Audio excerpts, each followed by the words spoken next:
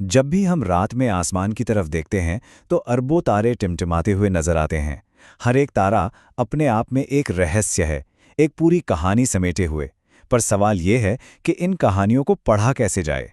जानते हैं, 20वीं सदी की शुरुआत में खगोलविद ठीक यही करने की कोशिश कर रहे थे, और उन्होंने एक ऐसा नक्शा बना डाला जिसने ब्रह्मांड को देखने का हमारा नजरिया हमेशा के लिए बदल दिया। ये सुनने में एक बहुत ही सिंपल सा सवाल लगता है ना? लेकिन सच तो ये है कि यही वो पहेली थी जिसने उस दौर के बड़े बड़े खगोलविदों को उलझा रखा था। उन्हें ये तो पता था कि तारों के रंग और उनकी चमक के बीच कोई ना कोई गहरा कनेक्शन जरूर है, पर वो था क्या, ये समझना बहुत मुश्किल हो रहा था। देखिए, असली मुश्किल क्या थी? किसी तारे की चमक को आंकना कुछ ऐसा था जैसे मान लीजिए कि एक मोमबत्ती पास में जल रही है और बहुत दूर एक लाइट हाउस की रोशनी है।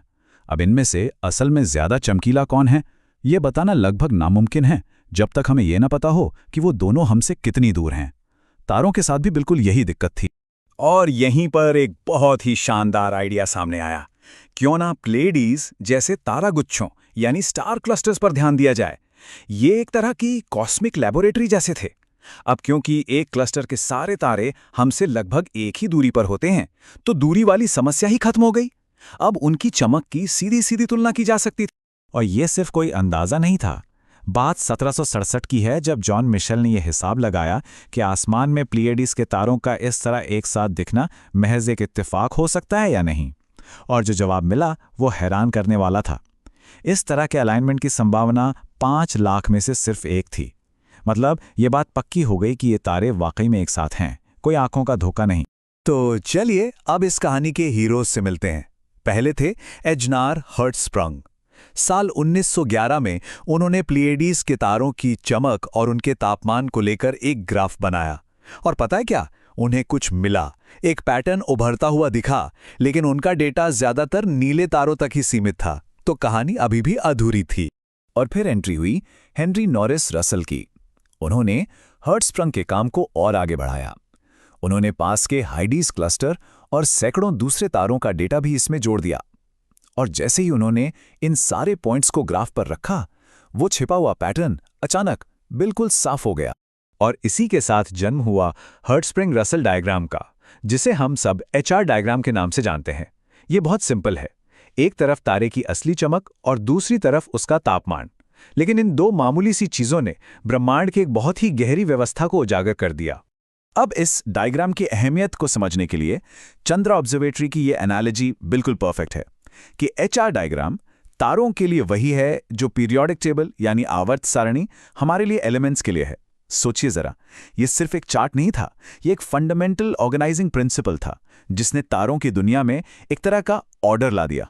लेकिन इस डायग्राम का सबसे बड़ा, सबसे गहरा राज तो अभी सामने आना बाकी था। बहुत जल्द खगोलविदों को यह एहसास हुआ कि वो सिर्फ तारों को कैटेगराइज नहीं कर रहे थे, वो असल में अरबों सालों में फैले एक तारे के पूरे जीवन का नक्शा देख रहे थे। तो चलिए इस नक्शे पर एक छोटा सा टूर करते हैं। ये जो एक लंबी तिरछी लाइन दिख रही है, इसे कहते हैं मेन सीक्वेंस। ज्यादातर तारे अपनी जिंदगी का लगभग 90% हिस्सा यहीं बिताते हैं, अपने कोर में हाइड्रोजन जलाते हुए, ठीक हमारे सूरज की तरह। लेकिन जब ये ईंधन खत्म होने लगता है, तब क्या? तब वो फूलकर जायंट्स या सुपर जायंट्स बन जाते हैं। और आखिर में जब उनकी बाहरी परतें उड़ जाती हैं, तो पीछे रह जाता है एक छोटा, बेहद गर्म और घना कोर, जिसे हम व्हाइट ड्वार्फ कहते हैं। तो असल में एक तारे की पूरी जिंदगी इस डायग्राम पर एक सफर की तरह है। वो पैदा होता है, मेन सीक्वेंस पर अपनी जगह लेता है और फिर धीरे धीरे अपनी मौत की तरफ बढ़ता है। ये चार्ट हमें सिर्फ ये नहीं बताता कि कोई तारा आज कैसा है, बल्कि ये भी बता सकता है कि उसकी कहानी आगे कैसे बढ़ेगी। तो 1 सदी से भी ज्यादा हो गया है और ये चार्ट हमें तारों की कहानियां सुना रहा है। तो क्या आज के एडवांस टेक्नोलॉजी के जमाने में ये नक्शा पुराना पड़ गया है? इसका जवाब है बिल्कुल नहीं, बल्कि ESA के गाया जैसे मिशंस की वजह से ये क्लासिक टूल पहले से कहीं ज्यादा पावरफुल हो गया है। गाया इतनी कमाल की सटीकता से लाखों तारों की दूरी और चमक माप रहा है कि अब हम HR डायग्राम में ऐसी डिटेल्स देख पा रहे हैं जो पहले कभी नहीं देखी गईं। हम व्हाइट ड्वार्फ की आबादी में छोटे छोटे बंटवारे देख रहे हैं जो हमें तारों के अंदर होने वाली क्रिस्टलीकरण जैसी जटिल प्रक्रियाओं के बारे में बता रहे हैं। तो जरा सोचिए, कहानी शुरू हुई थी एक बहुत ही सीधे साधे सवाल से, तारे अलग अलग क्यों दिखते हैं? और देखिए हम कहाँ आ गए, एक ऐसे नक्शे पर जो सिर्फ तारों की पोजीशन नहीं बल्कि उनकी पूरी जिंदगी की कहानी बताता है।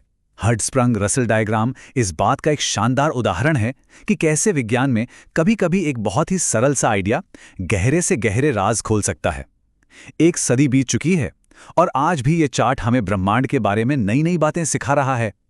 और सबसे मजेदार सवाल तो अब भी वही है कि ये हमें आगे और क्या क्या दिखाने वाला है।